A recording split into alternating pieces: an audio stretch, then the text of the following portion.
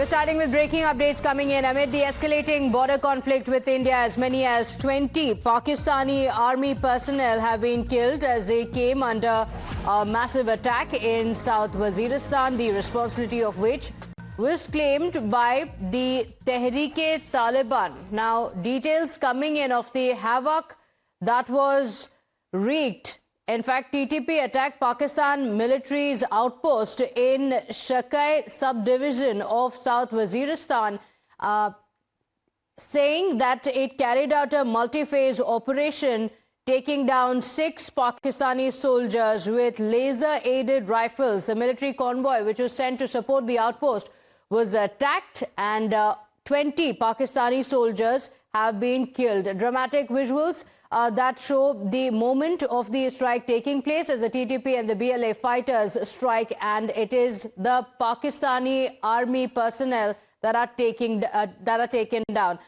Senior consulting editor Shinjay Chaudhary joins us on the broadcast with the details of the situation in Pakistan, and very clearly the border conflict, the conflict with India only escalating. At the same time, the Pakistani army facing the BLA as well. We've seen how the BLA has targeted the Pakistani army over the last few weeks, and it has only intensified. So trouble and the woes really mounting for Pakistani army, Shinjoy.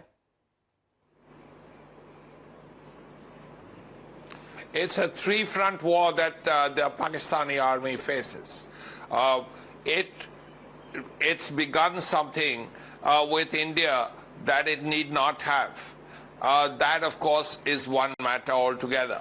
But it has internal problems within Pakistan, and that is a result of misrule for 75 years. Now, the Pathans in the northwest frontier province are very, very unhappy with the Pakistani establishment, and the Balochis even more so, because never has a civilized country used its own air force to bomb its own people, as the Pakistani Air Force did in the early 70s against the Balochis. And the Balochis, it's a small population, huge province in terms of land area, and there these people just feel that the Pakistani state is there to take its minerals, its water, its minerals, and conduct nuclear weapon tests in its territory. Naturally, the Balochis are very, very angry. They have a Balochi Liberation Army, and as a result, we know about that train incident, but they actually, over periods of time, hold ground. Not only do they attack the Pakistani army, but they hold ground. So it's almost like an alien area for Pakistan. Now, as far as the northwest frontier province is concerned, again, it's more of the same, because even the Afghans believe that that part of Pakistan actually belongs to Afghanistan, and the Durand line should move further east. So Pakistan has problems in its north, in its west, and of course north and northeast. Now, this is a situation which is really self-created. Pakistan did not have to do it. If it had dealt with the Balochis and the Pathans in a democratic way, then this would not have happened. But if you feel you're superior to them and they are inferior human beings, and all you need is their land and their minerals, then naturally this is exactly what would happen. And what the Balochis are saying, that in a series of recent operations, they have killed 130 Pakistani soldiers. Now, even if half of it is true, that's a huge number of soldiers. Let's not forget that in all the fighting with India, the artillery exchanges, 30 Pakistani soldiers have been killed. And the Balochis are talking about 130. See the impact. And this is within Pakistan. Just let's not forget that. What the Tehrik-i-Taliban and the Balochi Liberation Army are doing are not in not from India. Yes. They are doing it from within Pakistan. Yes. And in Balochistan, in the northwest frontier province. Now, this is something Pakistan will have sleepless nights over, because this is rebellion within Pakistan.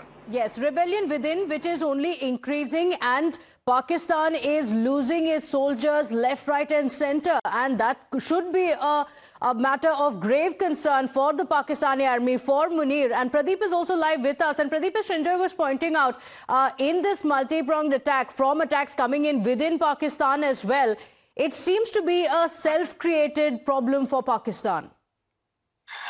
Yes, in fact, you're absolutely right, because reason is that the people in Balochistan or Khyber Pakhtunkhwa, they don't see Pakistan army as security forces. They consider them as occupational forces, and reason is obvious, because persecution of Balochis as well as the people in Khyber Pakhtunkhwa, the Pashtun, is continuing.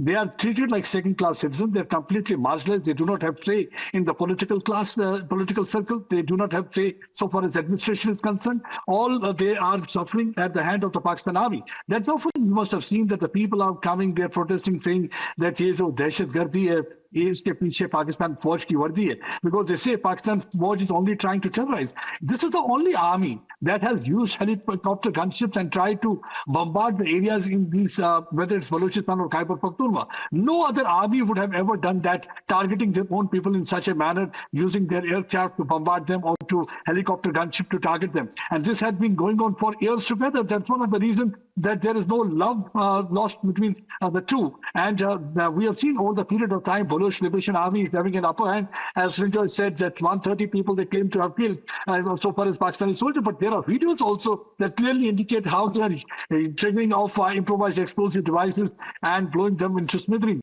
A reason is that because they feel that Pakistan army never treated them as their own, and there had been persecution continuing from their side. That many of the people have disappeared. Number of disappearance cases have also increased. That women are not treated properly. As absolutely right that they're only trying to exploit the mineral resources, and they're trying to use their land for their own good purpose. So that's what actually is the reason for their anger. And we have seen that the anger is now spilling on the street.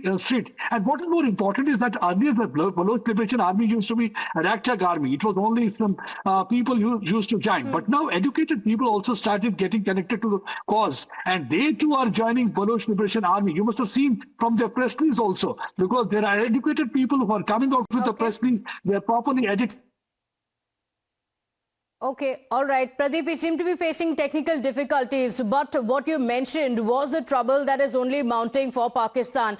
Srinjoy and Pradeep, for the moment, thank you for joining us with those details.